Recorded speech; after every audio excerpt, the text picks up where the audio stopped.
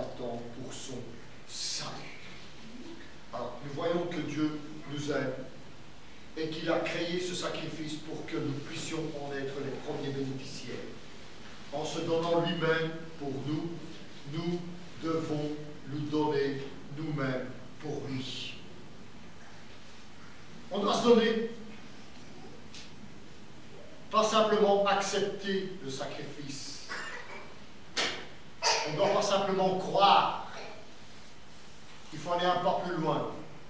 Recevoir. C'est la raison pour laquelle il y a le deuxième aspect de ce sacrifice, parce que le sacrifice nous est demandé. Alors on dit, il a dit ici, offrir vos corps, mon corps, hein, qui est en train de vieillir, qui en est parti. Hein, mon corps. Pourquoi Dieu veut notre corps? Vous vous êtes déjà posé cette question? Pourquoi il ne veut pas simplement notre esprit? Ou mon petit doigt?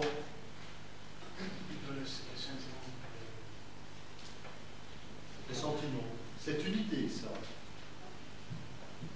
Eh bien, il veut notre corps parce que c'est l'instrument ou l'arme que le Saint-Esprit peut utiliser en habitant en nous. Il habite en nous, et au travers de nous, il peut nous insuffler des choses qui permettent de rendre gloire à Dieu, d'être disponible, d'aimer son prochain, d'aimer son ennemi, de soutenir les faibles, de venir à l'église pour le louer, l'adorer. Notre corps est un élément important. C'est par ce corps que le péché est entré. Il faut que c'est par ce corps que l'amour de Dieu puisse ressortir. En nous donnant comme un sacrifice vivant, nous nous mettons à sa totale disposition comme un serviteur de Dieu. En offrant notre corps, nous pouvons être un serviteur. Hein? Nous sommes là, en train d'attendre. Voilà. Tu as besoin de moi pour faire quelque chose, ça va. On y va. C'est comme les coursiers. Hein? Les coursiers ou les taximens. Les taximens, ils sont là à votre disposition. Ils sont assis dans la voiture et ils attendent que vous venez.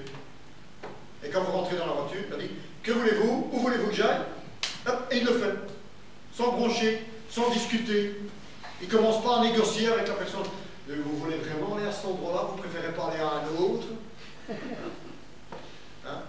Non, monsieur, moi je vais à tel endroit. Ah, c'est pas bien là-bas, je ne sais pas cette commune, il y a trop. Voilà. Non, il fait.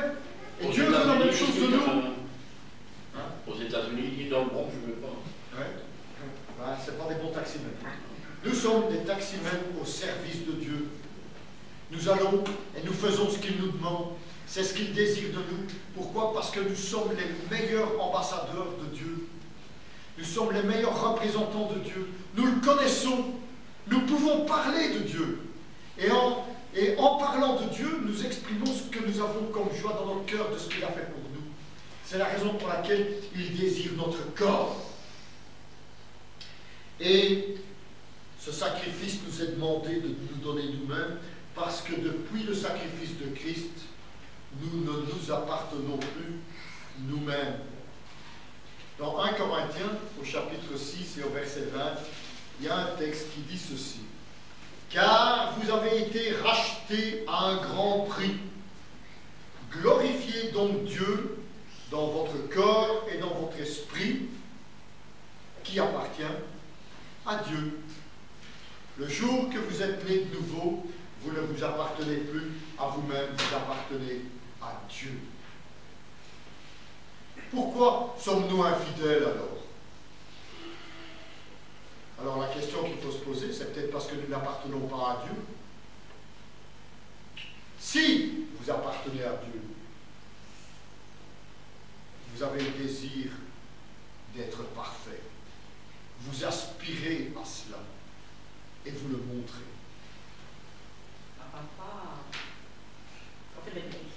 Ah oui, ça, je n'ai pas dit qu'on ne fait pas de péché. On est infidèle. C'est la raison pour pour laquelle nous devons avoir comme attitude auprès de Dieu de ne pas devenir un voleur de Dieu, qui nous a achetés par son don ineffable. Quand nous ne sommes pas à sa disposition, nous volons Dieu de ce qu'il a fait pour nous. Et ça n'est pas bien. C'est la raison pour laquelle il y a un troisième aspect dans le sacrifice. Dieu est un Dieu qui est bon. Il a dit dans le texte qu'on a lu ce matin, et que Jean-Claude m'a permis de le clarifier dans ma tête, mettez-moi de la sorte à l'épreuve et vous verrez si je n'ouvre pas les écluses des cieux pour vous. Le sacrifice que Dieu nous demande nous assure une plus grande bénédiction. Nous ne serons plus conformes à ce monde. Nous aurons la grâce de nous en détacher malgré que nous y vivons. Nous serons en mesure de faire la volonté de Dieu parce que nous nous appuierons sur le Saint-Esprit qui nous en donnera la capacité. Parce que c'est la vie la plus raisonnable que nous puissions avoir.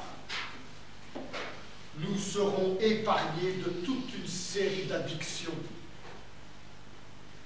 Et nous aurons la capacité de nous éloigner d'une multitude de péchés. De ne pas faire des choses qui peuvent nuire à notre existence, à notre bien-être, à notre bonheur. C'est la raison pour laquelle ce sacrifice nous est demandé. C'est un sacrifice de bonne odeur que nous offrons à Dieu. Donnons nos vies à Dieu. C'est ce que nous devons faire, même si nous ne comprenons pas tout, parce que nous ne pouvons avoir l'assurance que Dieu ne veut que notre bien et notre bonheur. Dieu désire que nous nous donnons, même si nous ne voyons pas toutes les choses clairement. Donnons-lui notre vie par la foi, afin que nous puissions avoir l'assurance. Et nous avons cette assurance que Dieu ne veut que notre bien et notre bonheur. Et ça, c'est la raison pour laquelle il dit « Je vous exhorte donc, frères, par la compassion de Dieu, à offrir vos corps comme un sacrifice vivant, saint, agréable à Dieu, ce qui sera de votre part un culte raisonnable. » Donnez votre corps comme un sacrifice qui est mis à part, qui est agréable à Dieu et qui est raisonnable. Inclinons-nous en prière. Père, nous te rendons grâce et nous te prions pour que tu viennes nous aider à avoir le désir de, en permanence, offrir nos corps, notre vie à toi,